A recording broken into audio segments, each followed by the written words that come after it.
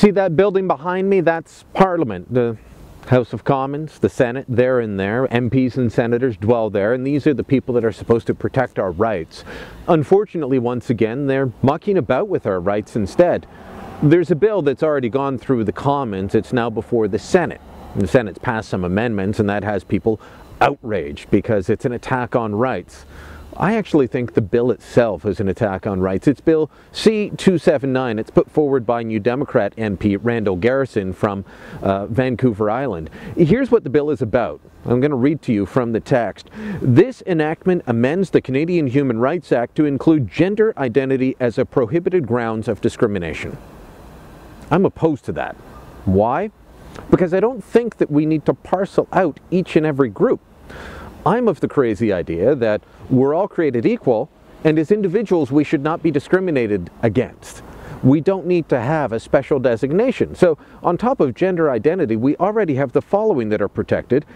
Women, Aboriginals, visible minorities.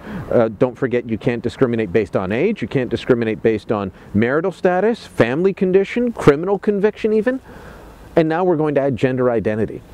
We used to have a joke in this country that we'd get to the point where only single white men wouldn't have special protection under the law. We're kind of at that point. And I think that this is the wrong way to go. I think that we need to look at rights as being natural. We are endowed with them by our Creator. If you don't believe in a Creator, that's fine. They are natural rights. They exist beyond government. Our rights don't come from the Charter. They don't come from the Canadian Human Rights Act. They don't come from Parliament or even the Supreme Court building I'm standing next to. They are inherent within us.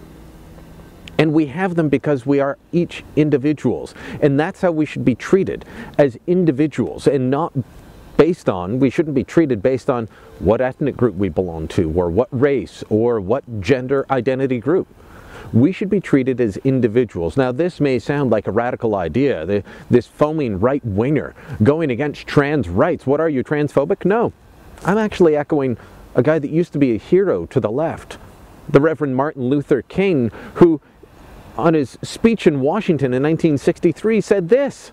I have a dream that my 4 little children will one day live in a nation where they will not be judged by the color of their skin, but by the content of their character. Now, Randall Garrison is worried that his bill will not pass in time for the next election, and so maybe this will become an election issue. How big of an election issue trans rights will be, I don't know. I can tell you that CBC is putting on a big push for this. They want it to go through.